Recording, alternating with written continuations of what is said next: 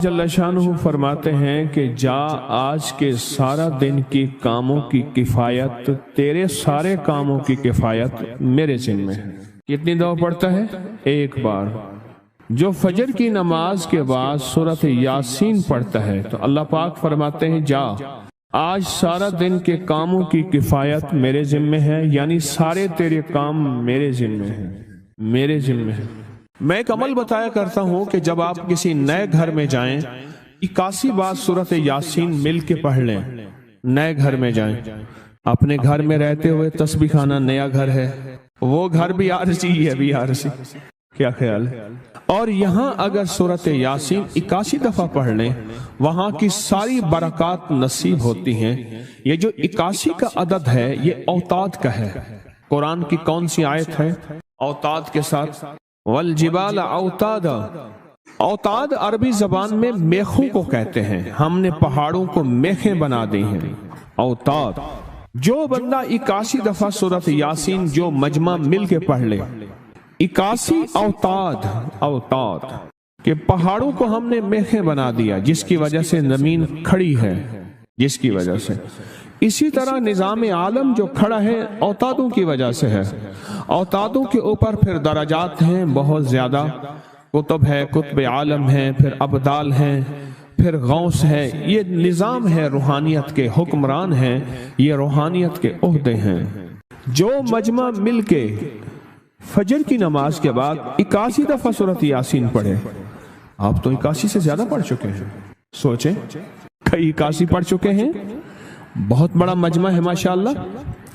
81 دفعہ سورۃ یاسین مجمع مل کے پڑھے اور مخلصین کا مجمع ہو، یہ شک ہے کہ مخلصین ہیں یا نہیں ہیں۔ مثلا آپ جائیں اور آپ جا کے کہیں سے بندے اکٹھے کر کے لائیں اور انہیں لاکھ مخلص ہونے کا 1 گھنٹے کا گھوٹا لگائیں اور ان سے بات کریں، پھر بھی شک ہے مخلصین ہیں یا نہیں ہیں۔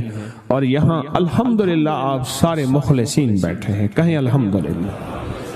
اللہ کے لیے آنے والا مخلص ہے، اللہ کے لیے رہنے والا مخلص ہے، اللہ کے لیے بیٹھنے والا مخلص ہے۔ جب مخلص ہوں اور 81 دفعہ سورۃ یاسین پڑھیں تو فرمایا اللہ جل شانہ اس کی جگہ کے لیے ایک لفظ ہے، رب ادخلنی مدخل صدق واخرجنی مخرج صدق واجعلنی من لدنک سلطانا نصیرا۔ اس کا مفہوم یہ ہے، آیت کا ترجمہ اب میں مفہوم بیان کر رہا ہوں۔ اے میرا مولا، میرا یہاں آنا، ادخلنی مدخل صدق واخرجنی مخرج صدق، میرا رہنا، میرا جانا، میرا آنا، میرا بیٹھنا، اے سخی آقا اس کو ایسے بنا دے جیسے تیری بارگاہ میں کوئی بادشاہ ہوتا ہے، کوئی سلطان ہوتا ہے اور کوئی بڑا ہوتا ہے، اور تو اس کے لیے کیا مسندیں بچھائے گا اپنے خزانے غیب میں، جو تیرے خزانے میں بادشاہ جنت کا ہر جنتی بادشاہ ہوگا، ہر جنتی بادشاہ ہوگا۔ اس کے لیے قالین ہوں گے، اس کے لیے نعمتیں ہوں گی، اس کے لیے انعامات ہوں گے اور اس کے لیے حیرت انگیز برکتیں ہوں گی۔ فرمایا جو 81 دفعہ پڑھے گا اللہ کے خزانوں میں، اس کا شمار بادشاہوں میں ہوگا۔ جو 81 دفعہ سورۃ یاسین پڑھتا ہے اس کی چاہت سے ملتا ہے، ضروری نہیں وہ کہے۔ اس کو گہرائی سے سوچیں، اس کو پھر سوچ کے سوچیں۔ جو 81 دفعہ سورۃ یاسین پڑھتا ہے اس کی کس سے ملتا ہے؟ چاہت سے ملتا ہے۔ وہ جو چاہتا ہے اللہ دے دیتا ہے۔ فجر کی نماز کے بعد 81 دفعہ سورۃ یاسین پڑھنے سے اللہ اس کی چاہت کے مطابق دے دیتا ہے۔ حضرت گیسو دراز بندہ نواز ایک بزرگ گزرے ہیں، بہت بڑے اللہ والے تھے، ان کی زلفیں تھیں گیسو دراز۔ ان کا معمول تھا کہ ان کی خانقاہ میں روزانہ 81 دفعہ سورۃ یاسین پڑھی جاتی تھی اور پھر دعا مانگی جاتی تھی۔ جتنے افراد ہوتے تھے 81 ہوتے تھے، تھوڑے ہوتے تھے، آپس میں تقسیم کر کے فجر کے بعد سورۃ یاسین پڑھتے تھے اور پڑھنے کے بعد پھر دعا مانگتے تھے اور ایک بات اللہ سے کہتے تھے کہ اللہ، یا اللہ ان پڑھنے والوں اور ان پڑھنے والی کی 81 نسلوں کو اے اللہ نہ محتاج بنانا، نہ فقیر بنانا، نہ منگتا بنانا اور نہ اپاہج بنانا۔ اللہ کے اس ولی کی یہ دعا ہوتی تھی اور سورۃ یاسین کتنے دفعہ پڑھی جاتی تھی؟ 81 دفعہ سورۃ یاسین پڑھ کے دعا مانگتے تھے۔ اور قدرت کا نظام دیکھیں، تاریخ بتاتی ہے کہ ان کے اس محفل میں بیٹھنے والے جتنے بھی تھے، جنہوں نے دل کی گہرائیوں سے سچے جذبے سے، یہ نہیں ہے کہ فجر پڑھ کے سو گئے یا فجر سے پہلے ہی سو گئے، سچے جذبے سے جنہوں نے پڑھا، اللہ پاک نے ان کی نسلوں میں رزق، وسعت، دولت، ایمان، عافیت، بیٹے، نعمتیں، خیریں اور برکتیں عطا کی۔ اللہ نے ان کی نسلوں میں وہ چیزیں عطا کی جنہوں نے فجر کی نماز کے بعد مل بیٹھ کر 81 بار سورۃ یاسین پڑھی۔ کیوں؟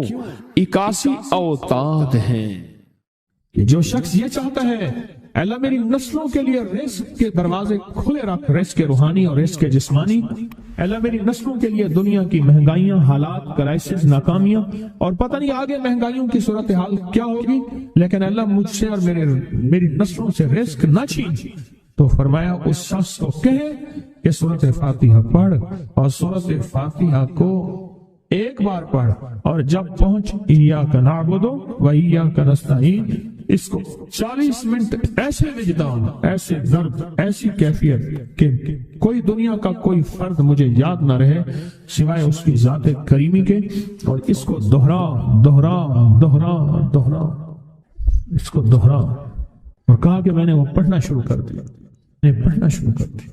شیخ حامد کوفی کہتے ہیں کہ کوفہ میں ہمارے ہاں ایک رئیس تھا، اور لوگ اس کے در سے کھاتے تھے، اور لوگ اس کے در سے بہت لیتے تھے، اور بہت سخاوت چلتی تھی، اور سنا تھا کہ اس کے والد بھی ایسے رئیس تھے، اور سنا تھا اس کے دادا بھی ایسے رئیس تھے، اور یہ بات سنی تھی کہ اس کے دادا نے کوئی عمل کیا تھا، اور ایسا نہیں، دادا کے بڑوں نے کوئی ایسا عمل کیا تھا جس میں اللہ سے نسلوں کے لیے رزق اور رزق کے خزانے منوائے تھے۔ کتنے لوگ ایسے ہیں، مال دولت چیزیں، ایسے حالات اور گردش میں آئے کہ ناموری سے گمنامی میں چلے گئے۔ مجھے یاد ہے کہ میں ٹاؤن شپ میں ایک بندے سے ملا، یہ بات ہے آج سے کچھ 27-28 سال پہلے کم و بیش، ایسی چھوٹا سا کمرہ تھا، اور مختصر سی 2-3 کرسیاں، ایک ٹوٹی سی میز، اور کہا کہ میں لاہور میں میرا سکہ چلتا تھا، میرا نام یہ ہے، نام مناسب نہیں، رازداری زندگی کا پہلا حصہ ہے، اور میرا نام یہ ہے، اور میرا اپنا ذاتی جہاز تھا، اور یہ مال تھا، اور یہ چیز تھا، اور آج میرا حال یہ ہے کہ اگر میں دوائی لوں گا تو یہ بندہ پیسے دے گا جو ساتھ کھڑا تھا، میرے پاس دوا کے پیسے نہیں ہیں۔ مجھ سے ہمارے مخلص ہیں، وہ کہنے لگے کہ میرے والد جن کے پاس جاب کرتے تھے ان کا بہت بڑا کاروبار تھا، انہوں نے اس دور میں 14,000 کی گاڑی لی تھی نئی، اور پھر 16,000 کی گاڑی لی، نئی گاڑی، کتنے کی؟ 16,000 کی گاڑی لی، 100 کا نوٹ بانٹتے تھے، صبح سے شام تک، شام سے صبح تک لوگ لائن لگا کے لیتے تھے، اور جس دور میں 250 روپے کے 5 مرلے جگہ ملتی تھی، 250 فٹ جگہ ملتی تھی، نہ 125 فٹ، 125 جگہ ملتی، 5 مرلے 250 روپے کی، اور وہ بیچتے تھے۔ اور پھر ایک وقت ایسا آیا ہر چیز ختم ہو گئی۔ میرے پاس ایک ڈرائیور تھا، وہ کہنے لگا کہ میرے مالک ہیں جن کے پاس پہلے میں کام کرتا تھا، ان کے حالات آ گئے تو میں نے آپ کے پاس آپ کی ڈرائیوری کی، اگر رمضان میں کوئی بچا ہوا لنگر ہو وہ انہیں بلا لوں، آپ دے دیں گے؟ تو ہم رمضان میں مجمع آتا تو کوشش کی جاتی ہے کہ ان کو کھانا تازہ کھلایا جائے، تو میں نے کہا ٹھیک ہے، کہا کہ کچھ پیسے بھی ہو جائیں۔ میں کون ہے؟ کہا کہ فلاں لاہور کا، نہیں جانتے آپ؟ ہاں جانتا ہوں، اتنی بڑی سوسائٹی ہے، بڑی مالداروں کی۔ کہا یہ 28 مربع جگہ انہی کی تھی، اور آج سے 40 سال پہلے انہوں نے یہ جگہ بیچی تھی، اور اتنے کروڑوں میں اتنے میں بیچی تھی۔ اب وہ ایک چھوٹے سے مکان میں رہتے ہیں، سب کچھ ختم ہو گیا ہے، سب کچھ ختم ہو گیا ہے، اور ان کے گھر کھانا نہیں ہوتا، اور آپ اگر کھانا دیں گے تو ان کے گھر میں 2-3 وقت اچھا گزر جائے گا۔ میں اپنی نسلوں کے لیے تمنگری منوا لے، اپنی نسلوں کے لیے رزق منوا لے، اپنی نسلوں کے لیے وسعت منوا لے۔ تو کہے کہ مال بہت ہے اور نسلوں کے کام آئے گا، مال رکھنا جائز ہے، حلال جائز ہے، لیکن یہ شرط نہیں ہے کہ وہ رہے گا یا نہیں رہے گا۔ یہ میری ساتھ چوک ہے، یہاں کرتبہ چوک، یہاں 2 پلازے مجھے بندے نے بتائے، اب اس کے نہیں ہیں، کہا یہ اور یہ اس بندے کا ہے، فلاں نام کے بندے کا، اور اس کا آج کچھ نہیں رہا۔ اب وہ جس کسائی سے گلبرگ میں ہے، یہاں لاہور میں، جس سے بہت منو گوشت آتا تھا اور بڑے بڑے رئیس دعوتیں پکتی تھی، چپ کر کے جاتا ہے اور وہ کچھ پیسے اس کی مٹھی میں ڈال دیتے ہیں اور وہ اس سے زندگی کا گزر بسر ہوتا ہے۔ میں یہاں لاہور میں فیروز پور روڈ پہ ایک جگہ گیا تو انہوں نے وہ جگہ پہ کھڑے ہو کے دکھایا، وہ سامنے جو بنگلہ ہے، میں نے کہا وہ تو محل ہے، کہہ رہے یہ اس بندے کا ہے، اب ایک کمرہ اس کو ہم نے دیا ہوا ہے اور وہ بنگلہ وہ محل وہاں وہ کھڑکی اس طرف کی بند رکھتا ہے کہ میری نظر اس پہ نہ پڑے، وہ سب کچھ اس سے چھن گیا ہے۔ سنیں، یاد رکھیں، جو اللہ کے خزانوں سے ملتا ہے وہ تیری جیب سے جا نہیں سکتا، وہ دنیا کی جیبوں اور مالوں سے جو ملتا ہے وہ تیری جیب میں رہ نہیں سکتا۔ یہ جو عمل ہے نا، نسلوں کے لیے رزق منوانا، برکت منوانا، نسلوں کے لیے رزق منوانا، نسلوں کے لیے برکت منوانا، یہ جو عمل ہے، بس اب میں نے آپ کو عرض کیا نا کہ آپ پوچھیں کتنے دن کریں گے، میں نے کہا دل خود بولے گا، من خود بولے گا، اندر خود بولے گا۔ میں نے آپ کو کچھ واقعات سنائے ہیں، بڑی بڑی ہستیوں کے واقعات،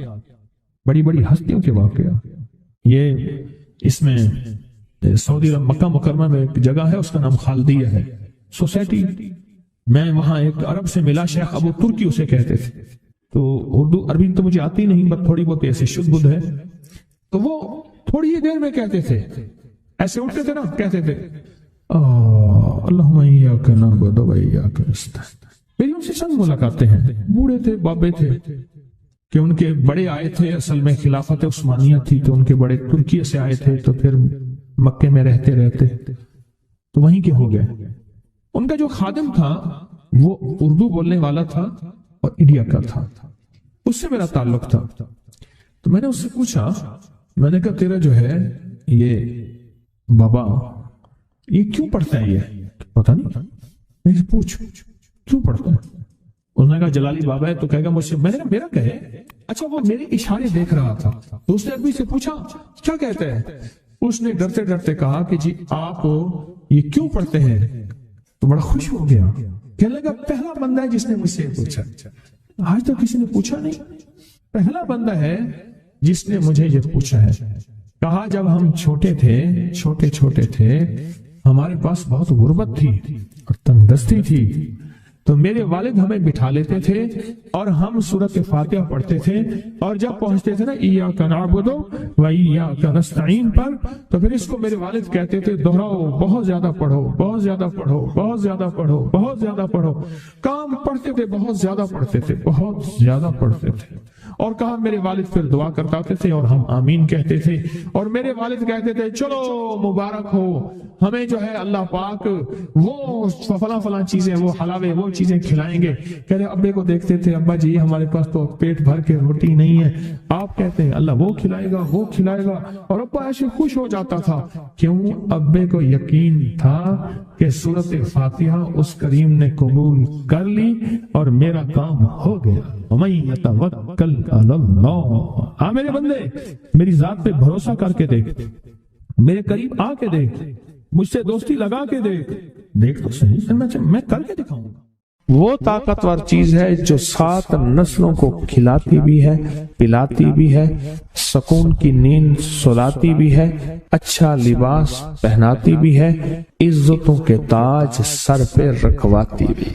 نوری لقمہ اپنی زندگی کی ضرورت بنا لے، پھر کیا ہوگا؟ سورۃ فاتحہ کی آیات 7 ہیں، اللہ 7 آسمان اور 7 زمین کی جتنی بھی برکات ہیں، برکات من السماوات والارض، اللہ 7 آسمان اور 7 زمین کی ساری برکات اس کو عطا کر دے گا، اور لوگوں کو پتہ ہی نہیں ہوگا کہ یہ بندہ کتنا مالدار ہے، روحانیت کی طاقت اور روحانیت میں کتنا آگے ہے، کوئی پہچان بھی نہیں سکے گا کہ روحانیت میں یہ بندہ کتنا آگے ہے اور کتنا آگے سے آگے بڑھ گیا ہے، کسی کو علم بھی نہیں ہوگا۔ نوری لقمہ اپنی زندگی کی مجبوری بنا لے اور نوری لقمہ اپنی زندگی کی ضرورت بنا لے، پھر دیکھیں کمالات۔ کیوں؟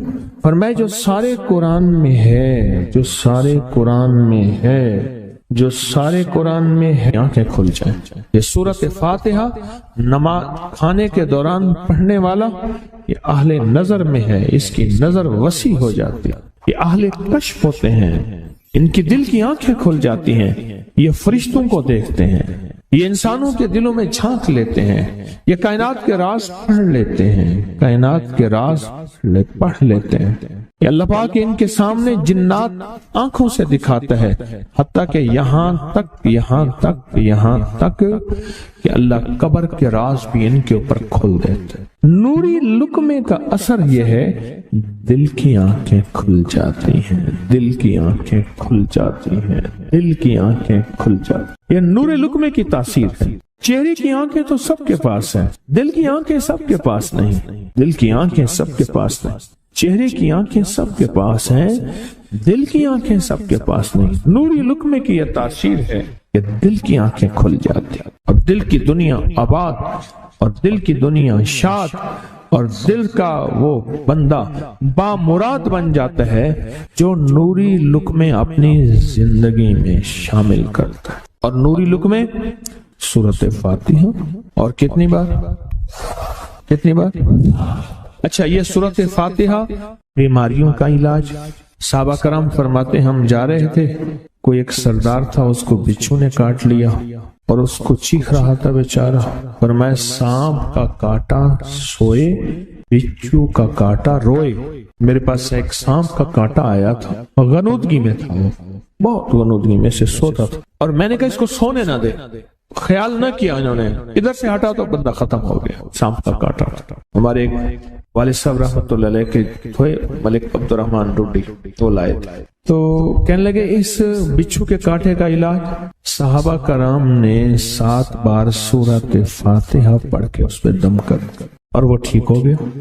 اور میں جب سورۃ فاتحہ عرشوں سے زمین پہ آئی، نازل ہوئی، ایک گونج اٹھی، ایک آواز آئی، اور میں اللہ سے آج وہ چیز زمانے پہ زمین پہ نازل کی ہے جو اس سے پہلے کبھی آئی نہیں تھی اور جو اس کے بعد کبھی آئے گی، اس سے پہلے کبھی آئی نہیں تھی، اس کے بعد کبھی آئے گی۔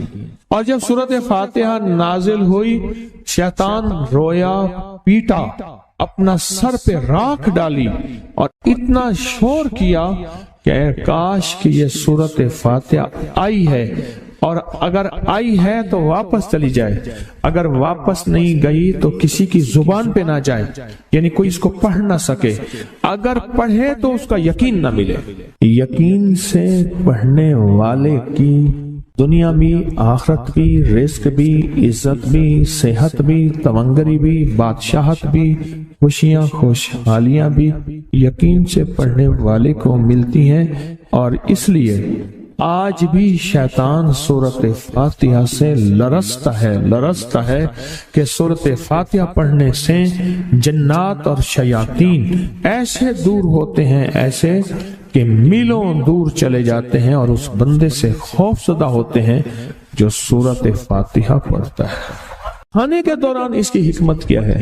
انسان کھانے کے دوران مشغول ہوتا ہے، کھانے کی لذتوں میں کھویا ہوا ہوتا ہے، اور اگر بھوک بہت زیادہ ہو، بھوک بہت زیادہ ہو تو پھر تو ہوش نہیں ہوتا، پھر ہوش ہی نہیں ہوتا اگر بھوک بہت زیادہ ہو۔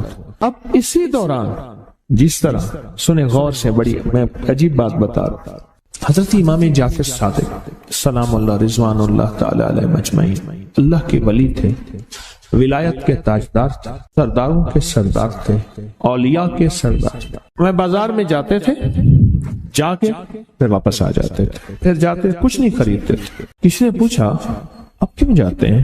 فرمایا 2 وعدے لینے، کیا؟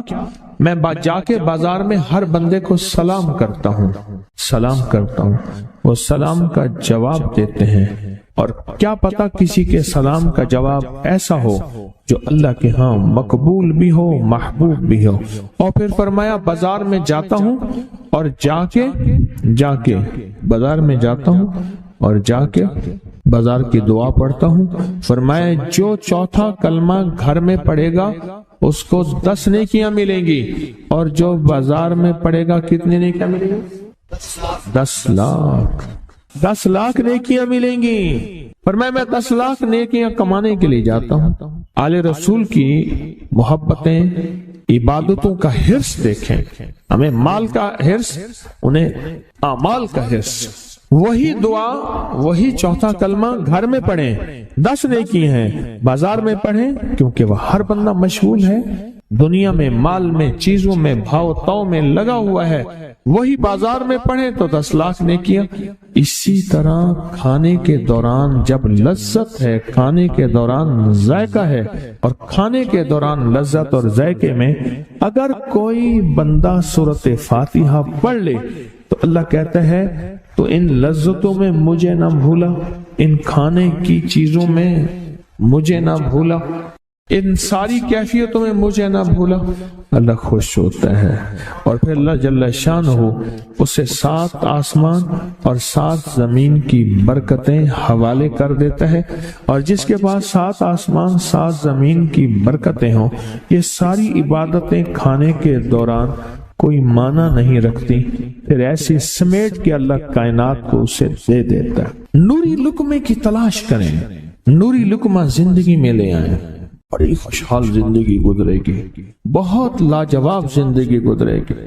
7 دفعہ سورۃ فاتحہ سے قرضے اتر جاتے ہیں، 7 دفعہ سورۃ فاتحہ سے بیٹے مل جاتے ہیں، 7 دفعہ سورۃ فاتحہ سے نعمتیں، اور 7 دفعہ سورۃ فاتحہ وہ طاقتور چیز ہے جو 7 نسلوں کو کھلاتی بھی ہے، پلاتی بھی ہے، سکون کی نیند سلاتی بھی ہے، اچھا لباس پہناتی بھی ہے، عزتوں کے تاج سر پہ رکھواتی بھی ہے۔ کہیں انشاءاللہ۔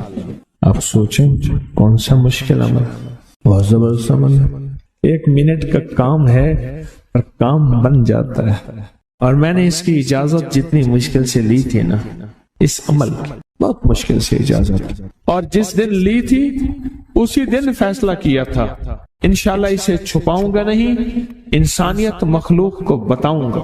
اور یہ 7 دفعہ سورۃ فاتحہ جو دل کا مریض ہو مجھ جیسا، اس کا بھی علاج ہے، جسمانی ہو یا روحانی۔ میں نے پچھلی دفعہ کہا نا کہ میں دل کا سخت مریض ہوں، اور آج بھی ہوں، دعا کرو موت تک نہ رہوں، اور میں دل کا سخت روحانی مریض ہوں، جسمانی نہیں ہوں۔ میری پچھلی دفعہ کی وجہ سے پوری دنیا میں کوہرام مچا ہوا ہے کہ بابا گیا، جانا تو ہے، جانا تو لازم ہے۔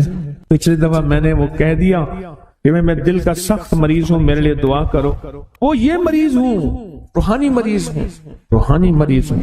تو یہ بیماری جو دل کی بیماری ہے نا، اس کا بھی علاج ہے، روحانی ہے یا جسمانی۔ جیسے میں دل کی روحانی بیماریوں کے بارے میں نے آپ کو کہا، میں سخت مریض ہوں دل کا، اللہ کرے اس کا مرض کا علاج ہو جائے۔ تو کھانا کھاتے ہوئے میرے دل کے لیے بھی آپ دعا کریں گے کہ اللہ بھی میرے دل کو ٹھیک کر دے، اللہ بھی ٹھیک کر دے۔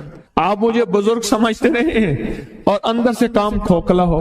یہ دل کی روحانی بیماریوں کا بھی علاج ہے، اور یہ جسم کی اور دل کی جسمانی بیماریوں کا بھی علاج ہے۔ یہ صحت مندی کا راز ہے۔